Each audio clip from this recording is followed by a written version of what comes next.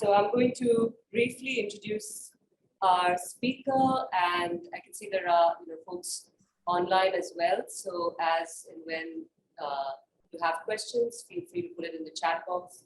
We have somebody over here look at them, and of course this is Lit 208. These are second years, and we have some faculty too, and our postdoc scholar who's joined us. These are all people who sort of enjoy literature and were intrigued by what it talks about. So Preetha's talk today, we want to welcome you to Krea University. We wish it could have been like in person, but it's not possible in the current dispensation. And this couldn't have been like a better timed book. She's just published The Idea of Indian Literature, Gender, Genre, and Comparative Method, which came out in 2020. And it was fortuitous that we were teaching I'm teaching the short story as a genre in one of our required courses. So it was sort of a done deal that if we could get Preetha to come and talk about her book, it would really make sense. So we are, without further ado, I'd like to invite you to this talk, and we maybe have a round of introduction after you're done with when questions come up from the class as well. So we have read the stories that you sent, and we've also started a bit of a discussion on comparative production, the idea of world literature, and we're kind of now waiting for you to fill the dots for us in the way you're thinking about these questions. Thank you so much for taking time to be with us, and thank you to all our students as well for showing up. Look forward to hearing what you have to say. Thank you so much, Joya. Thank you everyone for being here. It's such a pleasure and honor to be able to share my work with you. And I wanted to mention that I was very ambitious in my abstract, thinking I could fit a comparison of Hindi and Tamil literature into 45 minutes. But I realized very quickly afterwards that I think it makes more sense, just given the time I have, to focus on one context. So I decided I would focus on the Hindi context and Prem Chand's stories, simply because perhaps he's more well known to people who are not taking Joya's class. And since the impetus for this talk is Joya's course, I hope that I have been able to sort of be more general and not too heady in the discussion that I'm presenting today. But if you would like to interrupt me in the chat or have me explain things as I go through, I would be most happy to do that. And what I prepared is around 45 minutes. So, if we need to stop for a discussion in the middle, that's fine with me. So please let me know. So thank you all very much. To understand what the short story is requires understanding what writers have intended for it to do. And to understand writers' intentions for this or any genre requires examining the circumstances under which they produced it. So in thinking with you today about the short story in India, I kind of hear an echo of my voice. Is that possible to somehow? Okay. Can you still hear it? No, now I can't. Thanks. I don't know if, yeah, perfect. Okay. So in thinking with you today about the short story in India, I want to begin with a discussion of colonial era concerns around language and literature. Concerns shaped by the unique constraints and requirements facilitating the rise of print in the subcontinent. The short story proliferated contemporaneously in India, North America, and Europe beginning in the late 19th century. And in all three locations, it was deeply rooted in the dynamics of periodical culture and mass circulation. For example, Tagore published his short stories in the 1870s, the same period that Edgar Allan Poe's short story writings and theories gained circulation in the US and Europe. This was also the same moment that O. Henry's well-made story became popular in North America and Europe. Literary scholar Paul March Russell observes that Poe's major contribution was to validate the periodical market as a source of artistic innovation. March Russell is here characterizing Poe's use of the short story as a means for pushing back against 19th century perceptions that the book format was a higher or more acculturated literary form than the mass published genres found in newspapers and magazines. But I want to offer a different paradigm for the short story in South Asia, one in which no such anxiety about the inferior status of mass circulating genres like the short story existed. This is a paradigm that sees Tagore's experimentations with the short story as complementary rather than oppositional to the literary culture represented by the novel. Both Western and Indian scholars have understood the novel as the symbolic form of modernity above others, fundamental to the creation of new nationalist, capitalist, and individualist modes of being. Without denying the significance of the novel, I would suggest that this form existed in co-relation with many other circulating forms of print. The novel therefore operated in concert with the short story and not as a counter-genre, as most scholars have argued. For example, literary scholar Supriya Chaudhary has shown that in the case of Bengal, that as early as the 1820s, books were complemented by a range of other printed matter being churned out by active independent presses and distributed through vibrant book markets. In this environment, literary journals serialized new fiction. Most early Bengali novels were therefore enclosed in the midst of other genres when they were presented to readers. Sasha Ebeling has shown that the serialization was similarly the norm for many Tamil novels, and Vasudha Dalmia has chronicled how the Hindi novel arose in dialogue with several genres, which writers were concurrently developing in North Indian newspapers, magazines, and journals. Tagore's autobiographical account of the breathless anticipation with which he awaited installments of Bankim's novels as they appeared serially in journals is also instructive. This observation underscores how readers' understandings of early Indian novels were keenly shaped by the medium of the periodical and the material experiences linked with it, of anticipating it in advance, going out to buy it or waiting for it to be delivered, flipping through its pages, perusing its pictures and advertisements, skipping eagerly to and devouring its fiction, discussing its essays and opinions with family and friends. Moreover, the debates, reviews, letters, and opinions surrounding the serialized segments of novels guided readers in how they should understand and respond to fiction, differentiate between genres, and view their readerly encounters in relation to those of other readers. The emplacement of the novel within magazines and periodicals suggests that the paratexts surrounding it were as consequential as its form for enabling this genre to fabricate modern life. Literary theorist Gerard Genet defines paratexts as those liminal devices and conventions, both within the book and outside of it, that form part of the complex mediation between book, author, publisher, and reader. So if you are not familiar with Genet, one of the very helpful things he did was to look at a book and say, it's not just the content that you see in the pages. There's meaning made when you see the title page, when you see the author's name printed on the title page, when you see the cover of the book and you think of the images on the cover in relation to what's inside the book.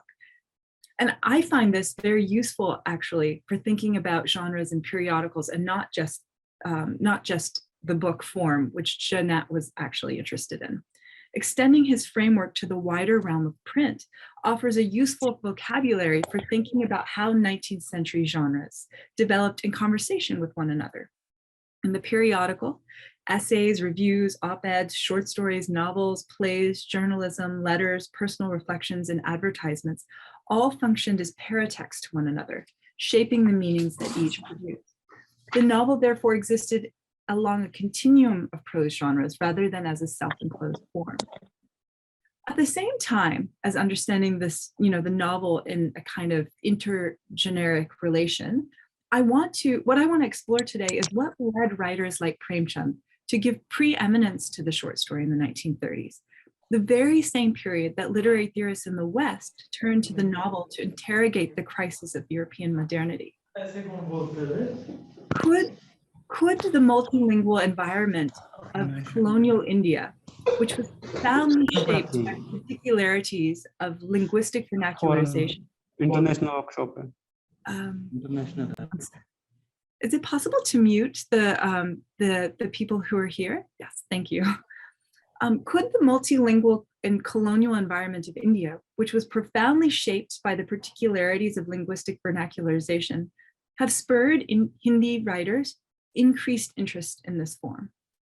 So by linguistic vernacularization, I mean those processes unfolding over the 19th and 20th centuries that positioned Indian languages in vexed relation to one another and to English.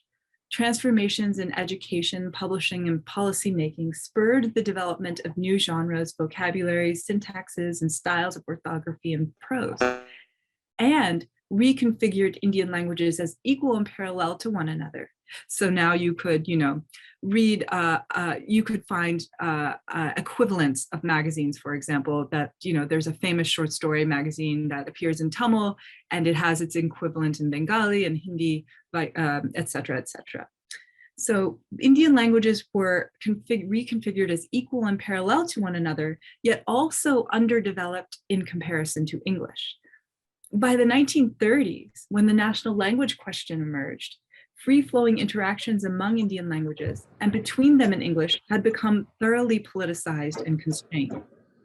Hindi writers had always read extensively in, translated voraciously from, and creatively innovated upon multiple languages. In the late colonial era, however, these activities became the primary means through which they rejected the vernacular status that Indian languages held in comparison to English, a language that now stood for colonial domination and westernized nations. The simultaneous and interconnected emergence of novels and short stories in the 19th century problematizes any easy polarization of the two genres. At the same time, Premchand's, and if you look at other contexts, other writers' preference for the short story above the novel compels us to recognize the key role that the short story played in articulating critiques of modernization and mass culture, which many writers felt were not possible in the novel during the late colonial era. Later in this talk, I'll illustrate how Premchand's efforts to build a modern Hindi canon combined with his lifelong involvement in hip culture to cultivate the short story as an emblem of high culture. The corollary point I want to make right now is that in the 1930s, the short story became the primary means through which he sought to separate literature from the politics of language as he attempted to work around the national language question. This is evidenced by his extended discussions about the short story's ability to convey literature's connection to the deeper truths of life, which were aesthetic rather than linguistic at their core. So, what is the social function of the short story? What did Premchand intend for the short story to do? Like many short story writers of his time, he considered it to be an exceptional medium for disclosing literary truth because of its narrowed thematic focus and compact portrayals of character. The short story's brevity enabled the genre to provide readers with unencumbered access to emotional insight.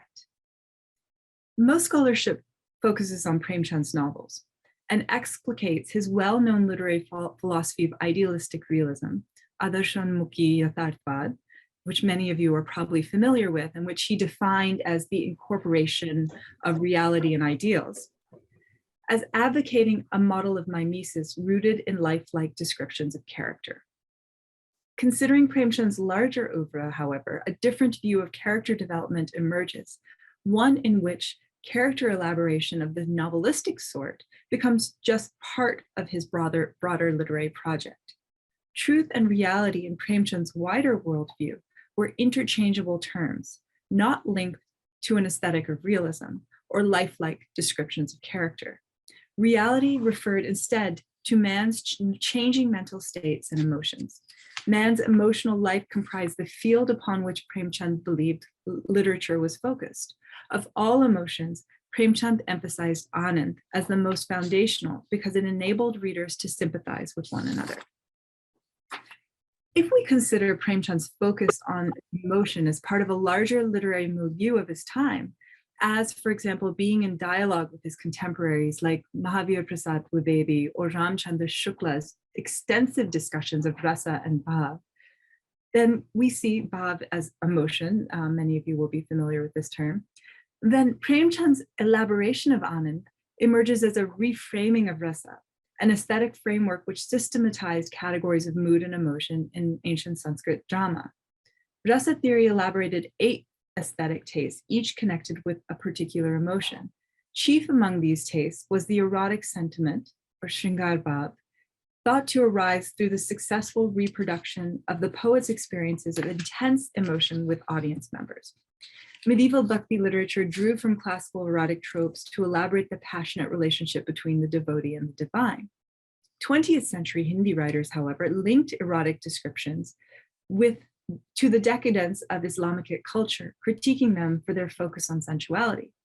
The linguistic and literary lineage of Sanskrit became a significant means for distinguishing Hindi from Urdu and presenting a genealogy of Indian literature that emphasized both the linguistic and spiritual community. Drawing on Hindi criticism, which took this position, Premchand's essays employed the terminology of rasa, but he shifted the emphasis from Shringar Bhav to Anand, to highlight feelings of, in his words, loyalty, truthfulness, sympathy, and love of justice and equality. Loosely based on rasa theory's notion of emotional transference from artist to audience, this wholly modern emotion encapsulated Premchand's humanist and literary materialist stance. If literature's function, according to Premchand, was to produce anand, or bliss, in readers, then in Premchand's hands, it was the short story, not the novel, that provided them with unencumbered access to this emotion. As he noted in his critical essays, the short story offered a careful but partial view, one that required whittling down plot and sifting out unnecessary description. Its ambitions were of linguistic precision and affective depth, not thematic scope. The short story possessed a singular artistic unity, which was structured around emotion and event. All matters are contained within a single event, Premchand said, an event which honed in on some psychological truth. In developing this view, Premchand drew from and dialogued with short story writing from around the subcontinent and world, which he voraciously read and translated. At the same time, his position was based on his personal experiences with the genre as a career writer and editor, his inheritance of colonial-era contestations around language and literature, and his keen participation in Hindi literary debates of the time. To clarify his views on the short story, Premchand elaborated that it was both more accessible and more developed in Hindi than the novel. His essays on the novel, by contrast, focused on training readers to produce better novels, disclosing his anxieties about the quality of Hindi novels in comparison to novels in Urdu and other languages. Premchand argued that unlike the short story, the novel comprised an aggregate of various characters and events that need not be related. In addition, novelists complemented detailed descriptions of character, plot, and setting with their own philosophical and pedagogical explanations. The short story, however, contained no room for authorial intervention. It provided a more direct means for enlightenment to readers of all classes. He wrote, "People who have money read novels, and those who have money have time. The short story is written for ordinary people who have neither money nor time. A short story is that note in a Drupad performance through which the singer at the very beginning of the gathering displays his entire brilliance. In one moment, he satisfies the soul with such sweetness that couldn't come about even if one listened to his singing all night." If the novel portrayed life comprehensively through authorial interpolation, then the short story conveyed human truths through momentary emotional insight. Such insight, moreover, addressed a more fundamental reality than the novel. Premchand attributed this higher truth to the short story insofar as it depicted a more profound human experience than the novel's diffusion of details of daily life. He said, "It would be a mistake to understand that the short story is a realist portrayal of life. Art is not simply a name for the imitation of reality. Art manifests, so does reality, but art is not reality. Its uniqueness is precisely that it appears as reality, even though it is not. The secret of art, is delusion, but it is a delusion over which lies the veil of reality." Whereas novelists complemented detailed descriptions of character, plot, and setting with their own pedagogical or philosophical interpolations, the short story contained no room for authorial intervention. Oh, I'm sorry. I just said that. Yes. For Premchand, reality in the short story was reality of inner truth, a deeply aesthetic truth that did not correspond with life exactly as it is. So this is why I believe that Premchand was arguing for the formal coherence rather than realist description as dictating the parameters of the short story genre. He recognized what literary theorist Charles May has described as the short story's structure of pattern and repetition, which constructs the immaterial reality of the inner world and highlights an experience emotionally created and encountered. May traces the development of the short story in European fiction and locates the genre's pattern in writers' uses of language and symbolism. The recurrence of words and images within a story imparts it with ineffable metaphoric meaning. In Premchand's fiction, however, patterns of words and symbols sometimes operated within individual stories, but more often these patterns were reiterations of words and images from texts outside of them. The repetition was in essence a citation of representations already in circulation, particularly those related to the ideal Indian woman. Premchand's citations of overdetermined female types made emotional insight in his stories possible. So let me just take a minute to explain what I'm saying here in case it's a little bit dense. One of the very moving insights of Charles May's essay for me was that he noticed that in a short story, you have words that represent normal things, like, for example, a table or a book or a dog. And they represent reality, and they live in the real world of the characters in the short story. But he noticed that through repetition, the recurrence of, say, the dog that keeps appearing in a story, or the way a character keeps returning to a book and picking it up. As the character does that in the story, Charles May noticed that that very book, which is just an ordinary book in real life, also gets imbued with symbolic meaning. Now it comes to stand for perhaps the inner state of the character, the preoccupation a character has maybe, or his or her, I don't know, feeling of inferiority when it comes to learning or something like that. And so this is how he said that a short story is different from a novel. It actually is not realistic in the same way as a novel because it also carries this kind of symbolic or metaphorical meaning. And what I'm saying about Premchand's uses of these female characters, these citations, is that those characters need not have necessarily been repeated over and over within a single short story. They already have meaning because readers, Hindi readers and Indian readers in general, when you think about short stories in other languages, were already familiar with these characters. They were types that had been repeated over and over and over already. So formally, these citations could be found in the reverberations between Premchand's short story titles and his female characters. In the novel, the title is what Jeanette calls a paratext. As I mentioned before, it comes on the page before the novel starts.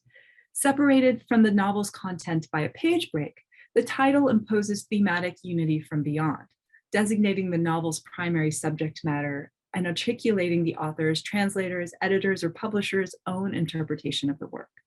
Short story titles work differently. Published in magazines and journals, they, like poems or book chapters, adjoin the text, function as the first line of the text, and relay meaning through their constant conversation with the narrative. Many of Premchand's short story titles referenced well-known objects, figures, or images. They served as launching points for shaping alternative perspectives on their stories. They brought signs already burdened with meaning into his short stories, to urging readers to explore, parody, or critique those meanings, changing them as a result. So Premchand's short story oeuvre is full of paradigmatic titles. For example, consider some of his most famous stories that identified specific feminine types: Vaishya, the prostitute; Sati, the good wife; Bade Ghar Ki Beti, a well-bred daughter; Swamini, mistress of the house; Sot, the co-wife; Betomali Vidva, the widow with sons; actress, or the actress; and Burikaki, the old aunt. Other titles, for instance, Rahasya and Abhilasha, recalled the widely debated enigma of feminine desire. Still others, like Kafin, Thakur Ka Kuan, or Doodh Ka Dam, highlighted objects saturated with social and cultural significance.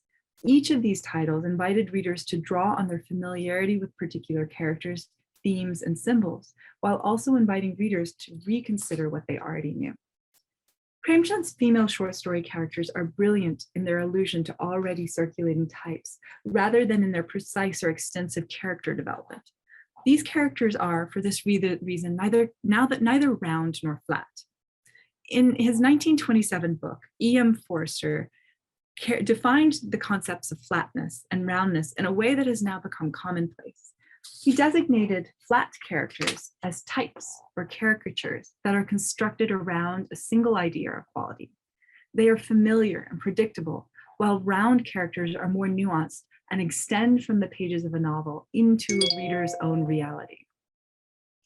Both flat and round characters are, according to Forster, principal features of a successful novel. Their delineation helps to meet the requirements of the genre, such as plot, theme, or mood, as well as to satisfy readers' tastes. Unlike the novel, the formal aspects of the short story hinge on brevity, a property that does not fully permit round or flat characters to surface. Since short story characters are circumscribed within a single moment, they remain at a tangent to the chronological rootedness that the novel affords its characters, and protagonists especially. Philosopher George Lukács, writing in the same period as Premchand, argued that the novel's development of characters in historical type and time undergirds the typicality of literary types, their ability to synthesize idiosyncratic individual experience with broader historical processes to expose the social whole. He believed, for this reason, Lukács was pessimistic about the short story. He believed that it lacked the same utopian potential as the novel, which could reconcile individual interiority with external reality. The short story for Lukács was not properly historical. So let me just pause here again to sort of explain this reading that I'm giving here before I even explain what I think Premchand's intervention into this, this model of the novel and of character development is. One of the things that was so influential for me in trying to understand the difference between the novel and the short story are, of course, these great theorists thinking about the novel, which has been so extensively studied in comparison to the short story. And Lukács and E.M. Forster are two very important thinkers of the novel. One of the things they show that helped me realize how to think about genre in general is that the character development is key to how genres are shaped.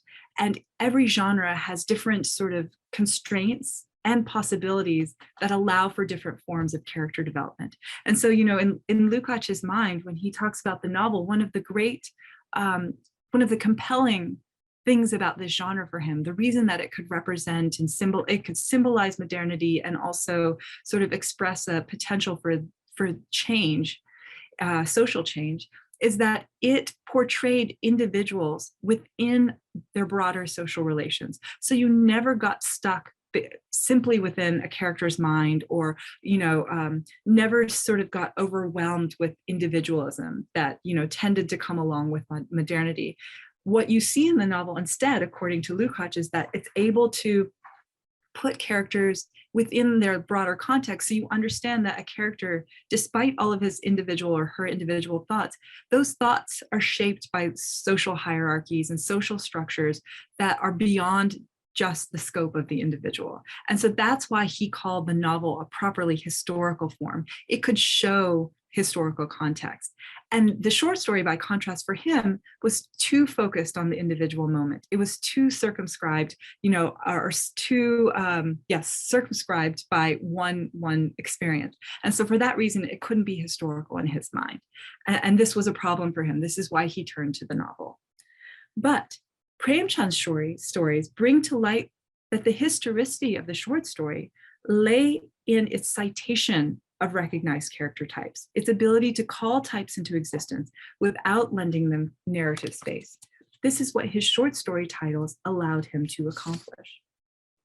The citation of feminine types allowed Premchand's stories to prioritize affect. Citation replaced protracted descriptions of character with familiar descriptors, allowing female characters to quickly and concisely evoke current understandings of Indian womanhood. In this way, citation cleared a path for Premchand's female characters to facilitate the unfolding of the short story's emotional event. Female short story characters alluded to existing feminine ideals, which were associated with women's suffering. Historian Dipesh Chakravarti has argued that, beginning in the 19th century, the widow became the model subject of suffering. Produced by individual and collective experiences, the widow embodied the modern self's struggle to negotiate individual desire within traditional kinship structures. Furthermore, to build an archive of the widow's interiority, to see herself as deep and stratified, required the development of a set of observational techniques for studying and describing human psychology. This was a role performed primarily by the novel. This is Chakravarti's argument. By transforming the widow's heterosexual romantic desires into a transcendent spiritual love, the novel trained readers to enter into what literary theorist Toril Gajrawala has called the circle of readerly sympathy. The novel's sublimation of feminine desire allowed readers to feel compassion for female characters. So in other words, in tracking the sort of injustices that the suffering Indian woman experienced, and making her sort of sexual and physical desires, sublimating them, basically making them seem transcendent, transposing them onto a spiritual realm, so that, you know, a character like Vinodini in Tagore's novel Chokarbali will, by the end of the novel, renounce her sexual desire and choose a path of asceticism. So her desire is now sort of channeled into a spiritual path. This allows readers, according to Toril Gajrawala, to feel sympathy towards, to identify with and feel sympathy towards the suffering Indian woman, to invest in her as a moral compatriot, you know, in the path of modernity. Premchand's short stories, however, evidence a fundamental difference between the novel and the short story. The short story referenced female suffering rather than chronicling it, stirring readerly sympathy without sublimating feminine desire. If the aim of literature was to generate human connection, as Premchand maintained, then the short story's citation of female suffering was the most direct means for achieving this end. So let me turn now to Premchand's short story, Miss Padma, to elaborate this argument. Published at the end of Premchand's life, this short story cites current discourses about the new woman. Before readers fully even enter the narrative, the Miss in the title announces the stereotype of a single westernized woman who is both sexually available and socially at risk. In the opening paragraph, the narrator constructs a portrait of the protagonist using few words. Miss Padma is a successful lawyer, independent and promiscuous. Instantly, she evokes the interwar modern girl who is cheeky, cosmopolitan, and seductive, racially ambiguous and religiously hybrid, urban, professionalized, sometimes androgynous, always autonomous, and by the mid-1930s, when Premchand is writing this story, 1936, heavily critiqued by the Indian nationalist movement. Intelligent, beautiful, and confident, Padma is a modern girl in every way. Miss Padma did not detest sensual pleasure, the narrator tells us. What she hated was dependency and turning marriage into the main business of life.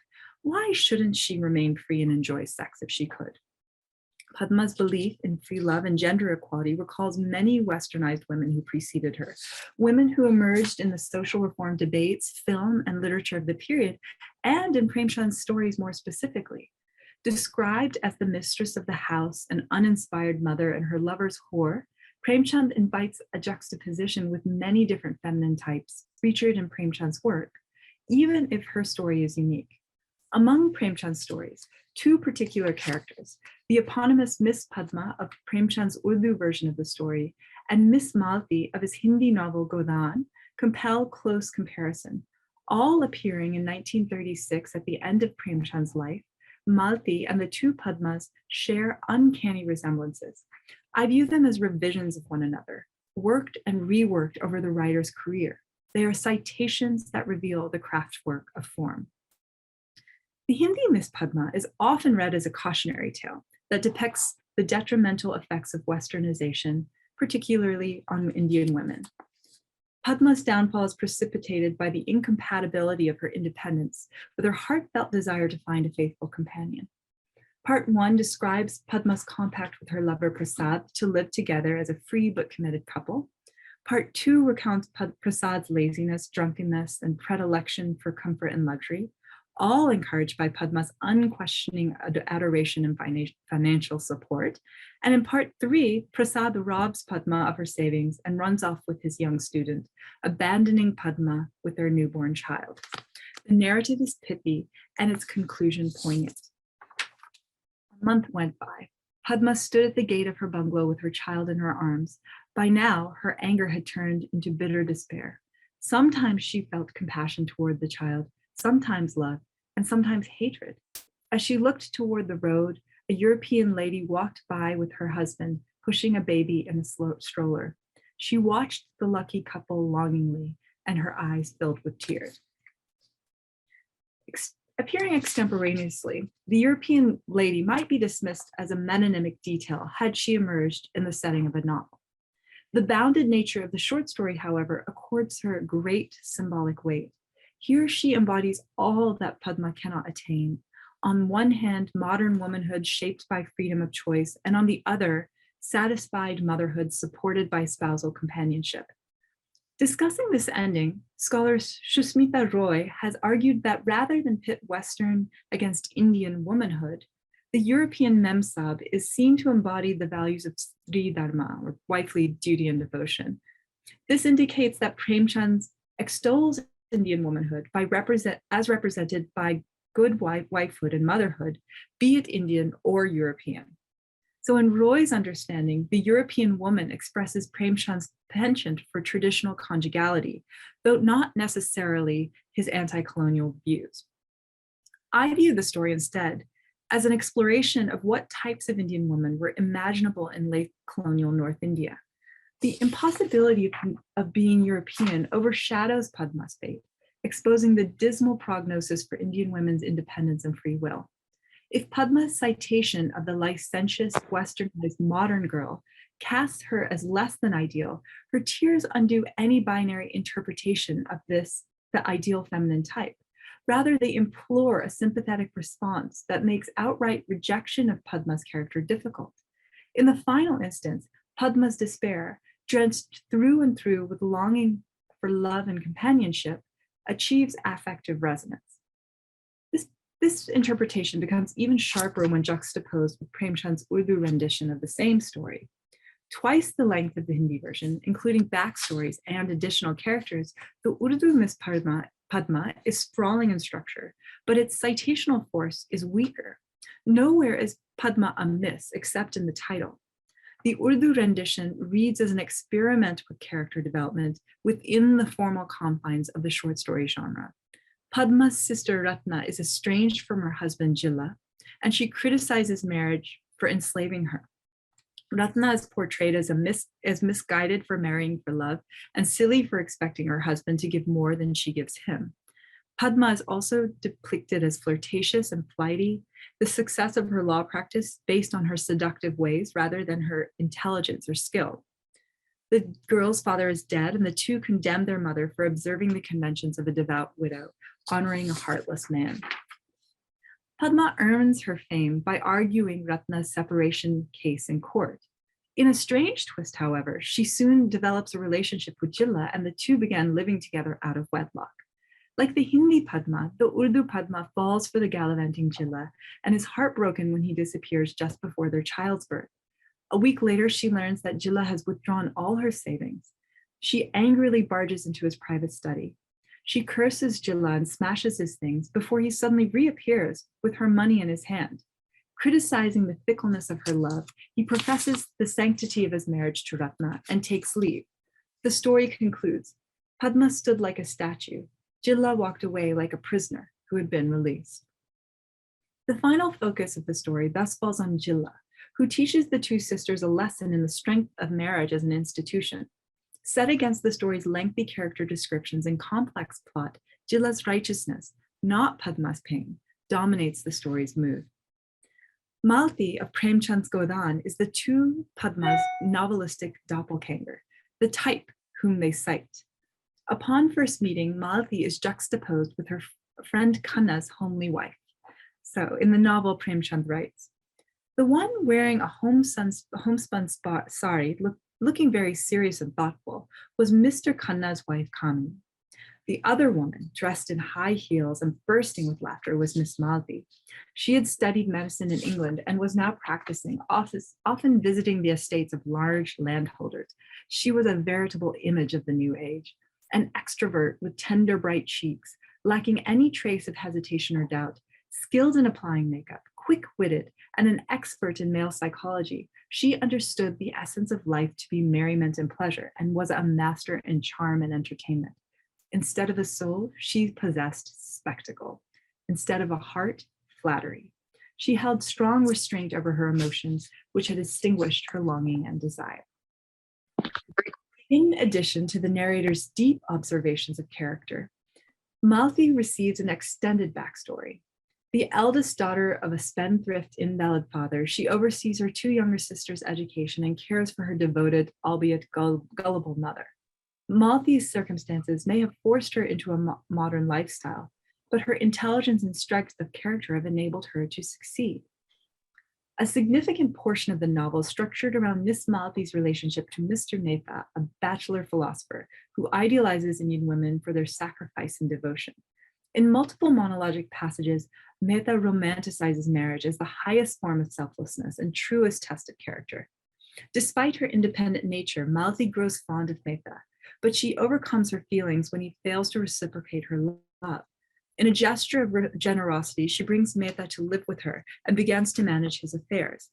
Over time, Mehta becomes attracted to Malti's honorable nature and compassion, and in one of the final scenes of the novel, he proposes. Malti responds, "No, Mehta, I've been thinking about this question for months, and I've decided that ultimately, there's more happiness in being friends than in becoming husband and wife. You love me, I believe that, and I'm confident that you would protect me with your life if the occasion arose. I love you too, I believe in you, and there's no sacrifice I wouldn't make for you. What more do we need for our fulfillment, for the evolution of our souls? Could we approach the infinite by creating our own little household, shutting our souls in a little cage, and restricting all our joys and sorrows to each other? The day our hearts become engrossed in desire and we get chained down, in that very moment, the breadth of our humanity will shrink. Follow your path with increased enthusiasm and force, using your learning and intellect and enlightened humanity, and I will follow behind you. If your heart should spring towards worldliness, I will restrain my own so that I may redirect you." Though separate, the two were bound in close embrace. Tears streamed from their eyes. Malti's speech here documents the sublimation of her desire, her turn towards spiritual rather than physical love, granting her the status of a feminine type. Her suffering for the sake of others ennobles her, despite her independence and modernity.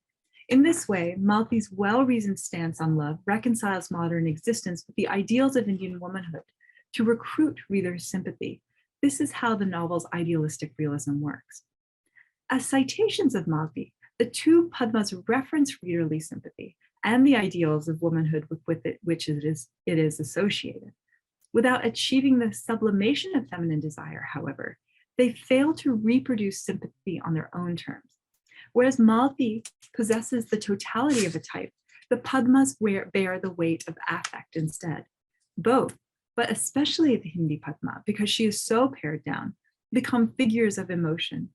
They symbolize something inexpressible, unattainable, imminently relatable, yet also unnerving and troubling.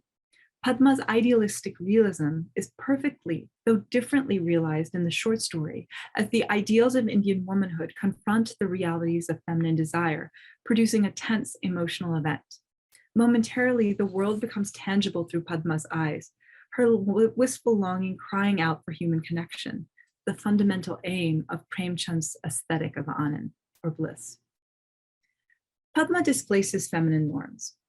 Her tears express psychological turbulence and existential precariousness. She does not reject the heterosexual bond. Rather, she discovers her ineligibility for this relationship that she desires. This relationship contains an uneasiness that the ties holding the Hindi-speaking Hindu community together, ties built on the spiritualized desires of the ideal feminine type, may be loosening. Longing for sanctioned wifehood and motherhood, Padma cites the kinship structures and social conventions associated with this community. Anand, literary bliss, the specific emotional response that her tears attempt to evoke in readers, emerges out of a critique of both Western and Indo-Persian representations of female desire and sexuality. In the face of these nationalist anxieties, Padma is an omen of the Hindu community's impending disintegration, a trope born of Premchand's time and place. Padma therefore demonstrates how social relations were deeply embedded into the form of Premchand's stories themselves. Fashioned by a dialogue between title and content, his female characters shape the short story's citational structure, which reference local discourses of the Indian woman and rework them into geographically specific aesthetic insights. The erasure was not one of compromise between Western formal influence and local materials, as literary theorist Franco Moretti has argued in his discussion of the novel's global circulation. On the contrary, in Premchand's case, the short story's brevity is better understood through this form's relationship to content, rather than as something modular and separate, as Moretti might argue. These characters compel us to take seriously, his characters compel us to take seriously the pressures of content on genre's formal manifestations, illustrating how privileging form over content or content over form obscures the multiple acts of defining literary value that writers and texts perform, the diverse readerships that these acts address, and the multiscalar webs of meaning that they produce. So by way of conclusion, let me quickly zoom out to make a larger claim about the place of the short story shaping the idea of Indian literature. The diminishment of the novel and consequent elevation of the short story in the 1930s was not a simple reversal of the novel short story hierarchy that I identified as characteristic of the West. Rather, it was rooted in colonial era uses of literature to navigate the Indian multilingual landscape and the centrality of print in these processes. The colonial bias against poetry, which located its roots in archaic tradition, rote convention, aristocratic indulgence, and erotic spiritualism, led to its troubled renewal in the 19th century. For example, Hindi writers applied to poetry the themes of realism, nationalism, social reform, and modern subjectivity, and the English and Sanskrit inflected styles of language that they were concurrently exploring in prose, ultimately divorcing poetry from existing conventions for verse. While the Hindi Chayavad, or neo-romantic poetry of the 1930s and 20s and 30s, provocatively returned to themes of devotion and desire that earlier writers had critiqued, it constructed an entirely new poetic lens, which translated the desire for political independence into a quest for individual freedom. The almost immediate critique of poetic individualism that arose in response persisted into the post-independence period, despite the free verse innovations of Prayogvad or experimentalism in the 40s and Nai Kavita or noon poetry in the 1950s. I raise these examples to underscore how poetry was conceived of as existing in contentious relation to prose, wherein the norms being developed for prose helped to de-link poetry from its association with past traditions, and not to suggest that it was an inferior medium, subordinate to the short story or novel. My argument here is that recognizing how Hindi navigated a literary terrain shaped by colonial era vernacularization leads to a more complex picture of the interrelations between genres within the broader spheres of print culture. To understand Hindi writers' elevation of the short story above the novel and their coinciding depreciation of poetry requires a multi-scalar lens that views these perspectives in dialogue with literary debates occurring concurrently on different planes, from the global to the local. Placing their work in relation to short story writers across the world, such as Chekhov, Gorky, and Hemingway, Hindi writers added their voices to international debates on the short story and novel. Conceiving of their literary endeavors as part of national struggle, they positioned the short story as an anti-colonial and later post-colonial rejoinder. Immersed in the contradictory pulls of region and nation, they used the short story to deprovincialize the outlooks of their fellow regional language speakers. And active in local literary coteries, they composed the short story as a playful riposte to their everyday encounters. These various scales of literary conversations structured the dialogic nature of Hindi writers' work. So gender and genre cannot be understood entirely independent of one another, but neither do their functions align. The relationship of gender to genre that I hope I have offered today is one of content to form, wherein the pressures that content places on form and form on content help to mold the aesthetic characteristics constituting different ideas of understandings of literariness. In this framework, gender and genre function as intersecting aesthetic nodes around which the idea of Indian literature starts to crystallize. Thank you. Thank you, Preetha. We'll take questions from students first. So this was really helpful, and I liked the way in which you made a distinction between the typicality as it's theorized in the novel and the citational form that you're the citational work that the short story is doing in South Asia and the way Premchand uses it. Could you elaborate, because the students have read both the Miss Padmas.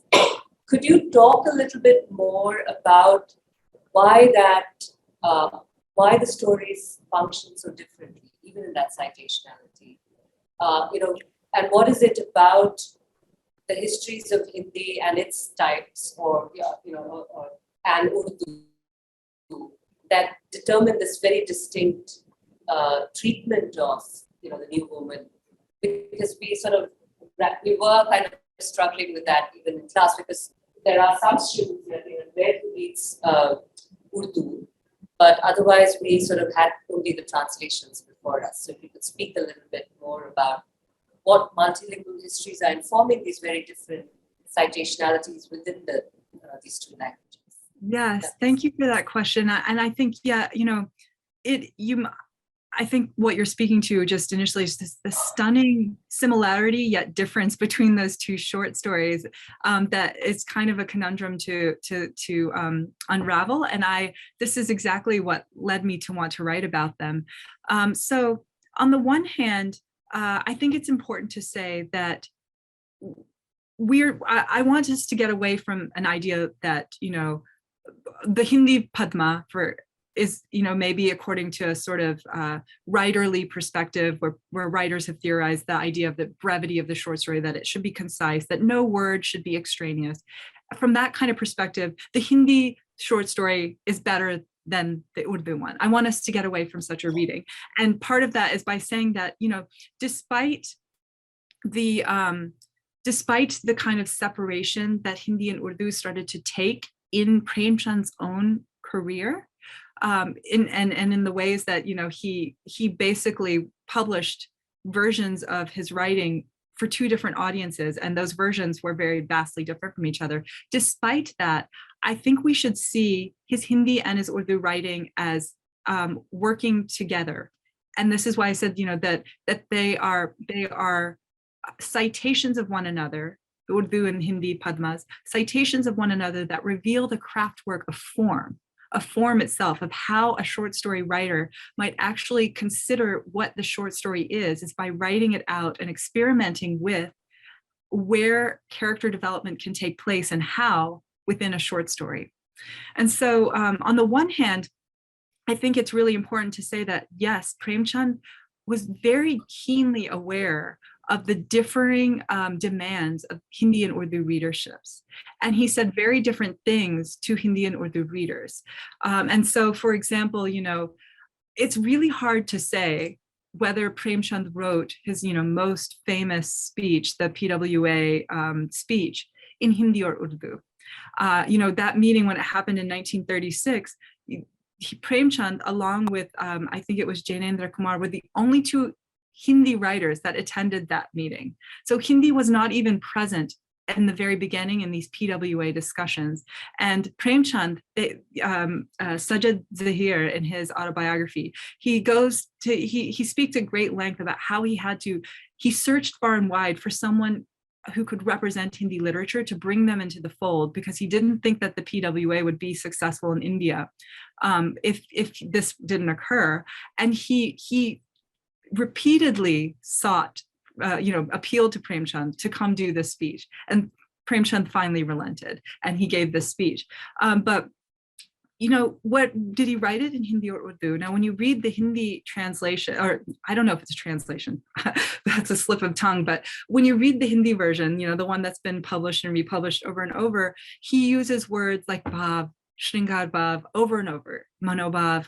But in the Urdu version that has appeared in the 40s, published in an Urdu journal, he uses the word jazba for emotion. And, in fact, there is scholars like Marguerite Pernot have done really great work on the way in which changing perceptions of emotions in Urdu print culture in the 19th and 20th century were very fundamental to shaping a Muslim community identity.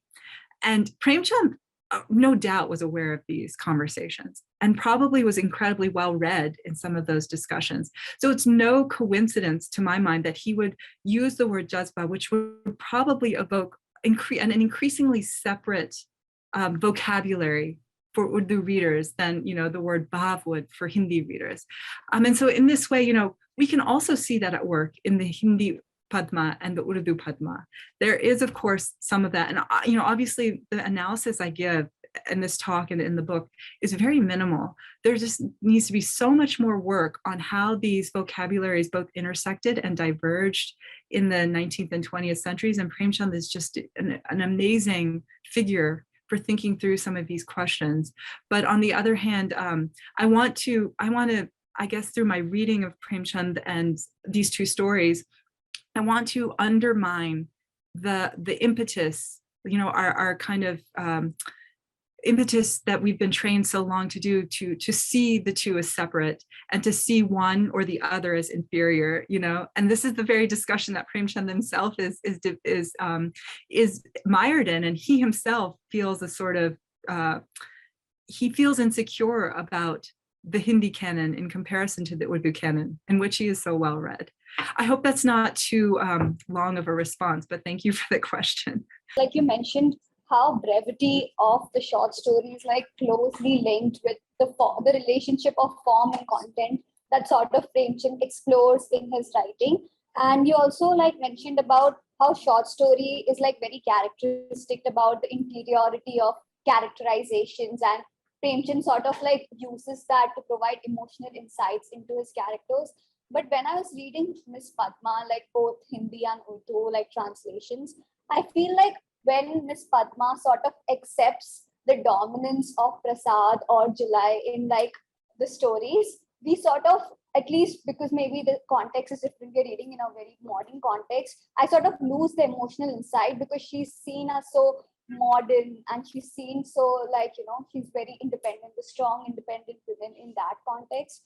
But do you think was that part where you sort of don't know why she's allowing that dominance, was that the limitation of the form of the short story, or was that intentional, very driven by content of the aesthetic categorization where Premchand is sort of dealing with the idealistic idea of womanhood in both Indian and Western context, and the reality of women desires that can't be explained in both Indian or Western context? I hope that is clear. Oh yeah, what an insightful question. Thank you so much. And to be honest, part of that lies, I think, in the reader's interpretation. But I think the important, I apologize if this is too brief of a response, but this is the one that comes to my mind, that this is why I argue that gender and genre are intersectional and multiscalar, not modular. And they can, this is something that I say in the book, and and in the talk, I framed it as they cannot be understood as one and the same thing, but they're, but they also intersect, right? they neither fully align, nor do they nor are they entirely separate from one another. So in this way, you know, and that's why I think it's so useful to think about short story writing, or any writing of any genre, is always a sort of experimentation between what a writer understands as the formal conventions of that genre. Like, for example, it should be short, it should be concise, and the types of things that the writer wants to express in that genre. And at the very same time, which you pointed it out so well in your question, there are these larger circumstances, right? The question of Indian woman's desire is front and center in every single social reform debate of that period, and even before that period. So it's impossible to see the constraints of Premchand's representation as not also in dialogue with and even shaped by the gender constraints that he's facing in the public sphere at that time, and that he thinks of women as facing in that time. Does that make sense? You define a short story as a singular artistic unity structured around a single event that delivers insight on a psychological truth. And you also spoke about flat versus round characters and how round characters are nuanced. Now, especially in India, epics like the Mahabharata and Ramayana deal with a lot of morally gray characters who have a lot of depth. But these are given out in episodic short stories, and often these short stories have been adapted into properly written short stories and not just translations. But would you call these a proper short story, especially because these characters over these episodes have so much character growth and they have so much depth and moral grayness to their characters? Would you call these episodes short stories? And do you think it takes away from the depth that the epic gives them? And especially women like Ahalya and even Panchali, for instance, do you think in these short stories, are they truly represented, and can they truly be understood if you just read one versus reading all of them? Can you say the last part again? Can they truly be understood as one versus? Can you truly get the same depth of understanding of these women through reading one particularly controversial or popular story as compared to reading them as an epic and understanding the character through the content? Yes, wonderful question. And I think that this gives me an opportunity to talk about the Ahalya story, since you guys, I think, were able to read it, but I didn't get to add it into my talk. Is that right? Yeah. Yeah, I have put it in there, but we won't be able to discuss Premchand in class. Oh, okay, so that's fine. Then I will. I mean, regardless of that, I will touch on this question, and I think it's a really great question. So the first thing I would say is, I think that you cannot understand the short story without understanding the epic or the novel or the poetry of the time, you know. And so this is why I'm arguing for a view of genre that is actually intergeneric in nature. So, you know, this famous story of Premchand, Pudhamay that I suggested for you, it's about Ahalya, and it's called Saba Vimochanam, or deliverance from the curse. So everyone knows that, you know, immediately from the title, deliverance from the curse, everyone knows it's about Ahalya being released from the curse of having been turned into a stone. And you wouldn't know that in the story at all. You know, there's no recounting of the story up to the point when she's delivered from the curse. But what the story is about what happens to Ahalya once she returns to Gautama. Can she live with him? And what Pudhamay characterization is, that he kind of makes an argument. He makes an argument that when Indra deceived Ahalya, it was an actual deceit. It wasn't something that she, you know, knew somewhere in the back of her mind that this is not my husband. It was an actual deceit. And so the act that he committed was one of rape. And so when Ahalya emerges from this, you know, period of being a stone, she's actually experiencing a kind of post-traumatic disorder, that she doesn't know what to do with herself in the aftermath of rape. She doesn't know how to relate to her husband. She doesn't know if any action she does is actually one that's like wily or seductive, that is drawing these strange men towards her. And she doesn't actually know how to live in the world. So in this case, and what was so revolutionary about what Puthumaippittan's story is that he wrote it at a time when everyone, this very famous Tamil magazine, Manikodi, was the first short story magazine in Tamil. It was launched in 1933, and it one of the things it claimed to do is feature only the short story. And one of the first things it did as it featured the short story was launch this sort of experiment in retelling Ahalya stories, the Ahalya story. And so many different writers actually rewrote the Ahalya story as a short story.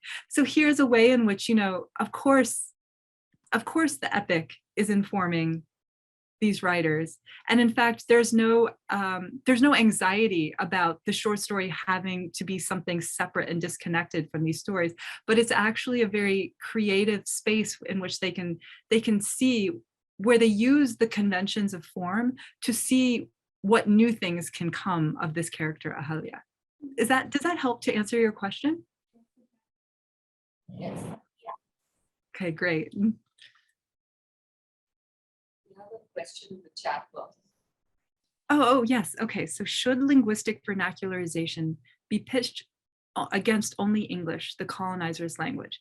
Does Premchand's efforts to decolonize Hindi from Sanskrit hegemony have any significance at all, specifically to understand post-colonial impulse in its complexity? Yes, this is a very wonderful question. And actually, I hope that I can answer all of the levels of this question that you're asking. So in the book, and this I apologize because in my talk I basically truncated a whole chapter to a few sentences about linguistic vernacularization. But in the book, I sort of trace I knew what I call a new vernacularization. And you might be familiar with this term, some of you, if you have heard of the scholar Sheldon Pollock and his conceptualization of the Sanskrit cosmopolis. And he talks about how beginning in the 10th century, as these new literatures arose, you get, the first sort of epic written in Kannada and Telugu and in Bengali, when for the longest period of time, only Sanskrit was seen as a literary language. He calls that an era of the vernacular, of vernacularization. He calls it a process of vernacularization, whereby these regional Indian languages came to displace Sanskrit as the language of literature. So now, for the first time, literatures could be written in these languages. And this is the process that, extends all the way into this, 15th, 16th, 17th centuries. But what happens in my mind in the 19th century is what I think of as a new vernacularization. It's not the idea that Sanskrit and these regional languages could sort of exist in complementary relation to one another, but rather that now English appears and it's both an imperial language, the language of the colonizer, as well as a wonderful model for what the vernacular actually should be. Because in this moment now, it's possible for literary language, English in this case, to be one and the same with the culture of a place and the territory of a place. And so this is a process of vernacularization where English serves as the model for actually the monolingualization of Indian languages, whereby rather than interacting with each other in different registers, so for example, if you lived in Chennai, you might, speak Telugu in certain places and spaces for certain reasons and speak Tamil in other places and spaces for different reasons. That kind of relation started to disintegrate, and now Tamil became seen as separate but equal to Telugu, to Kannada, to Bengali, et cetera, et cetera. So in this configuration, there is a way in which these languages are exist in contentious relation to each other and to English. they see each other as separate and equal, except for the fact that throughout this colonial period, English could never be separate, equal to Indian languages, right? It was the language of the state at the time. So I guess what I'm saying is that when we think about vernacularization, we should never just think about it as only in relation to English. And there are ways in which, English appears unevenly in different languages. For example, for Tamil writers, for some Tamil writers, English was the way in which they started to, they used English to sort of push back against the Dravidianization of Tamil language. So Tamil writers welcomed, coined even English words in Tamil texts all the time. Whereas in the Hindi case, you don't see that as much because there is an effort to sort of separate out Hindi and Urdu. But in Premchand's case in particular, I would say that it's so complicated because how do we really know how Premchand's text actually appeared in print? For example, you could see the Urdu Padma and the Hindi Padma in different magazines, but is he the one who's doing that translating? Or is there, an Urdu typographer or print setter who is putting in, replacing Sanskrit, etymologically Sanskrit words with, Indo-Persian or, Perso-Arabic words? It's hard to say. So this is something that I think we need to think about it all. Is this answering your question? I feel like it's a little long-winded, and I think your question is a little bit more complex, perhaps. Abe, is that who asked this question? You definitely responded to my question, because especially now when we cannot understand post-colonialism only in terms of responding to colonization, we need to engage with vernacularization in terms of our own languages, especially when we look at writings coming in Indian bhashas. Especially in terms of gender, caste, and all of that. So the idea of post-colonial was part of your title of your lecture as well. So I just wanted to, know whether when you mentioned linguistic vernacularization, do you also, does your thought also encompass these conflicts and complexities as well? So you definitely respond to my Yes. initial Thank thought. you. Yeah. I didn't really extend my answer into the post-colonial moment, but I definitely can if people would like me to. I see there are other questions. Yeah. Actually, it's a response to how you were answering Avaya's question. If we're looking, if we're doing a contrapuntal reading of, both the translations from Hindi and Urdu, in your opinion, what does that take away from the original story written in the original language, especially because if we're looking at both sides, both the Hindi translation and the Urdu translation, and we're reading it in the colonizer's language, English. So what do you think is the effect of that from the plot of the story, from the form of the story, and as a short story itself as well? On the one hand, I want to say that I think you need to read them in the original.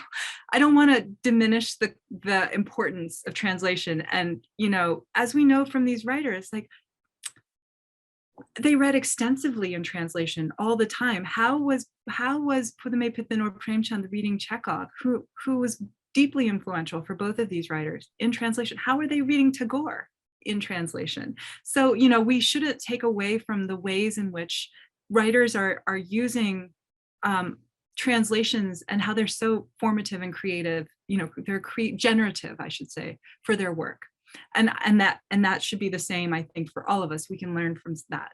On the other hand, one of the things that I tried to do in the book is think deeply about the actual terms that the writers are using and where those terms are coming from and how they are informed by not just global or national debates about, say, the Indian woman or the short story, but also by local debates about language and culture and social relations. So in the Premchand case, when I try to talk about Anand, if we just think about it as idealistic realism and we go back to this one oft translated place where he expounds that, which is that PWA speech, then we don't actually understand what he's trying to do with that term. And so it's through looking at his larger oeuvre, looking at how, as with the concept of citation, how that word is repeatedly used in what context, who else was using that term, like Ramchandra Shukla and Mahavir Prasad Dwivedi in that moment. Then we see how at the very same time that Premchand is responding to national, debates about social reform and the woman's question through that story, he's also responding to debates that are very specific to the Hindi literary sphere. Yes, so I would say that, you should, I hope, what I hope is that a reading like mine would inspire you to want to learn Hindi and go read those stories, or inspire you to learn Tamil and go read those stories, and to see how, if you can't do those readings, you can search them out. You should feel inspired to search out those readings through the work of other people who have thought through their Hindi and, whatever language writing that they're doing. Just one more question to this. You mentioned that in a novel, characters' thoughts are shaped by their social hierarchies, and they're thus historical. In a short story, it's too focused on individual movements and it's thus not very historical. Correct? Yeah. So in the story of Padma and even Ahalya, we can still flesh out their social positions and how that affects their relations with people, and how that affects the entire narrative of the story. So is it wrong to say that it's not historical at all? Okay, I think I lost your question. So in the very beginning, you said you were repeating my argument that that from the perspective of Western scholars, the short story was not properly historical. But then in my argument, I was trying to say, but it is. And then, so is that right? That's what you repeated. And then you said at the end of maybe I should just let you say it again. I'm so sorry. I lost the last part of your question, I think. I think that Alia might have sort of construed you to say that you're also saying that there's a lack of historicality in the short story. That's not. No, I'm not saying that she said that. I'm just saying that is that how it is? Because isn't that short stories are devoid of any kind of historicity, and it's really hard to flesh out, because in the argument it was said that short stories are not as historical. I mean, in comparison to a novel, maybe not, but it's not completely devoid of it. Is my question, and how much of it is actually a part of the short story? Because in these short stories, you see that sometimes they really frame the narrative and the characters' decisions and the plot and the form and so on. Yeah, I would agree with you, and I hope that came out in the talk, that the short story is deeply historical, and that we have to think about the short story. Part of the historicity of the short story is, in fact, its relation to the novel and to other genres, and also to discourses outside of the short story or literary genres in general, because they're part of these social reform debates, and all of these things are granted citational space within the short story, even if they aren't granted narrative space. We have one question in the chat box from Khadija. Oh, this one from you, is that right? Or, I see they asked another one about, unless we can understand the Mahabharata and the Ramayana as languages of India. Oh, sorry, is that the wrong? There's one that talks about, you had mentioned how in the short stories, there are certain, if you scroll down further. I see. You mentioned in short stories that there are certain objects to which attention is drawn toward and brings in symbolism. Poetry also has a lot of symbolism. What's the relation of symbolism when it comes to the short story and the novel? What a great question. And in fact, I don't think I am actually starting a new project on poetry to answer such questions, because in fact, I wasn't able to fully consider such questions, fully consider a comparison with poetry. In the book, the way poetry comes in is through my analysis of vernacularization, where I talk about how in the 19th and early 20th centuries, extending into the 1930s and even into the 1950s, it was this sort of bias against poetry that was put in place mainly because of anxieties around diglossia, colonial anxieties around diglossia. So poetic language was always elevated language, and if you look at poetry, almost, until the 19th century, people were writing in quote unquote traditional forms, right? Forms of verse and meter and rhyme in elevated registers that were particular to each Indian language. And the anxiety around the inability to actually understand literary language by not just colonial administrators, but by sort of those the people at the forefront of print culture in India, including Indian intellectuals who wanted to sort of open up literature to the masses. And anxiety was that how can you understand that language? How is poetry accessible to people? And so this led to a kind of privileging of what I think of as linguistic realism, a representation of spoken language in the literary medium, and prose was the medium to do that. So that does not mean that poetry disappeared. That does not mean that people did not continue to write poetry. In fact, it's extraordinarily prevalent. But there is, beginning in the 19th century, efforts to sort of make poetry more modern along the lines of prose, to introduce realism, to move towards free verse, to reject traditional meters and rhymes that poetry had before. And this, I think, is part of this entire process of vernacularization, which all literary genres underwent. But that doesn't mean that, so there's wonderful symbolism in poetry, and there are, of course, the same symbols travel across the novel, poetry, and prose, and it's difficult to, and the short story, and it's difficult to think of those separately, but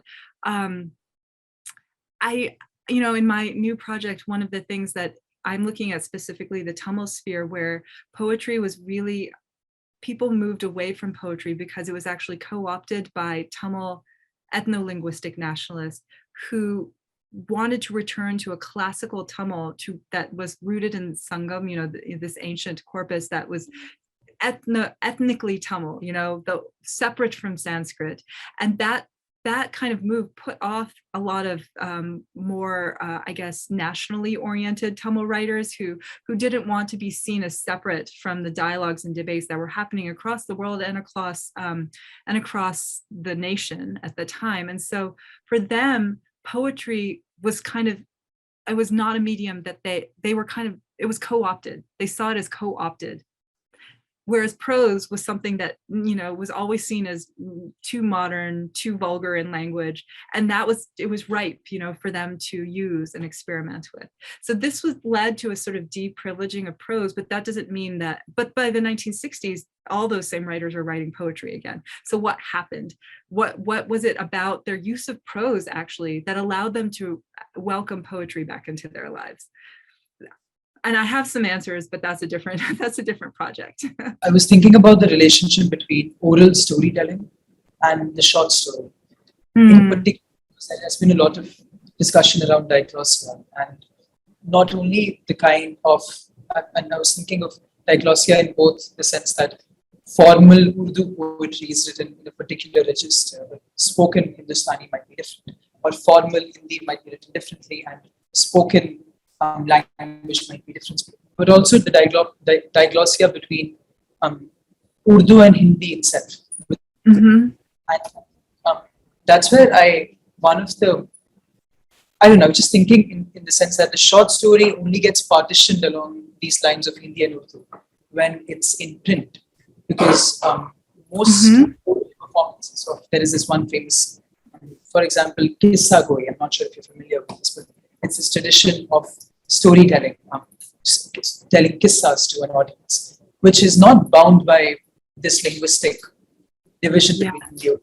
So spoken languages would be common. And this also reminds me of the point that you raised about, I think Premchand giving a speech in Progressive Writers Association and uses jazba and I think some bhav, and these two separate words. And I was thinking the first thing that came to my mind is that in a speech, most good Hindustani speakers I've seen, orators I've seen, often use both the words together. So they'll say bhav, take a short breath, and say just to emphasize whatever they want to say in both these registers. And all politicians do it till this day, all the Hindustani speeches. So I was wondering about that. Is that kind of strict delimitation between like demarcating Hindustani and Hindi and Urdu when it comes to traditions of short stories even possible? And should one do that, especially since there was the whole Gandhian movement to keep Hindustani together, which in some ways died with Gandhi as well. But would that be? Is that a thing that we should? I don't know. I like, since we live in a world where Hindi and Urdu are ostensibly very separate, but not the only world which is possible. There could have been another where Hindustani survives as the language taught in schools. And so should we? I don't know. How do we then make sense of a Hindi tradition and the Urdu tradition in the same way? And secondly, I just wanted to know if you have any reading recommendations on this whole period and poetry and short stories, and if any books or any. Book too.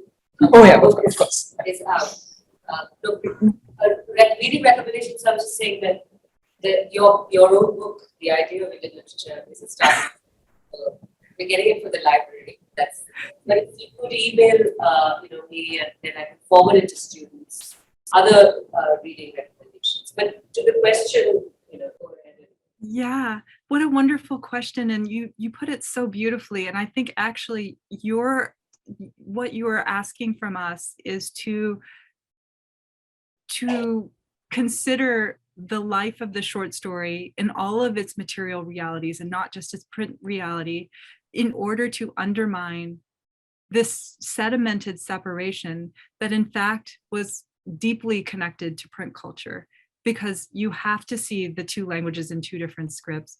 There's this incredible story by Mohan Rakesh from the 1960s that I write about in the book called Admi Aur Diwar.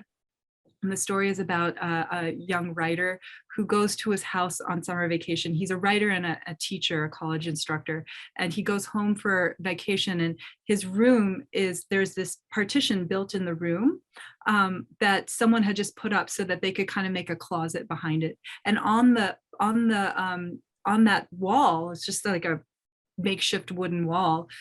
All kinds of people, all the tenants who used to live before have it's graffitied, they've sketched and etched things into the wall and written different things. And he's describing it to the reader, and he has to say which words are written in what script. He has to tell the reader. He has to say, this was written in Farsi script, or this was written in Devanagari, this was written in Roman. And the reason he has to do that is because that multilingualism, even though, so, one etching says shukriya, the other one says, pyar and not muhabbat or whatever, so, now today we can think that, okay, we're so trained to think this is etymologically in the Persian-Arabic, this is etymologically Sanskrit. But despite all that, he has to tell the reader which words are written in which script, because it's all presented in Devanagari to readers. So there is this awareness, I think, that writers have, that the orality of their writing is different when they're putting it on the page. There's something, and I hesitate to say that it's lost or invisibilized or something like that, but there is a whole reality, there's a whole life of the short story that's outside of that, beyond the print. And I think you're calling attention to that. And I hope that what we can do in our readings is to always pay attention to that, because there's a way that despite how separate we can say, it's a reality that Hindi and Urdu are separate in certain spheres, they're deeply separated. Despite that, there are ways in which they are forever connected and in very creative and interesting ways that we can train ourselves to recognize and enliven, in our scholarship and writing. Thank you so much, Preetha, for this wonderful talk and for answering questions and getting people curious about the short story. We'll be in touch with you with the reading list as Advait also asked for. Thank you so much for taking time from your day, and thank you all for attending. Thank you. Um, Thank you. What amazing questions. I'm so impressed with your class. they're a special bunch. We're enjoying. We're enjoying our sojourn into the short story. And thank you so much for helping us really now get in post the break. Now we're going to get into South Asian materials, and this really sets us up really well to do that. Thank you so much. Wonderful. Oh, it's my pleasure. I look forward to hearing how the class goes later. Thank you. Take care. Yes, take care. Goodbye, everyone. Oh, yes. Bye bye.